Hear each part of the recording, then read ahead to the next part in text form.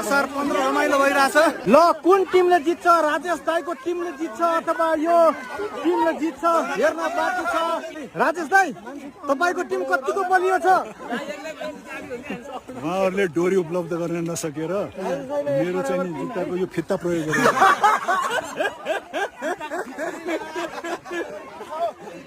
अच्छा लेकिन लन्डनको चिसोले समाउला अनि माया छेउमै बसला अनि माया छेउमै बसला 2-4 महिना घुमाउनु मलाई हे सुन माया तिमीले लन्डनमा 2-4 महिना घुमाउनु मलाई हे सुन माया तिमीले लन्डनमा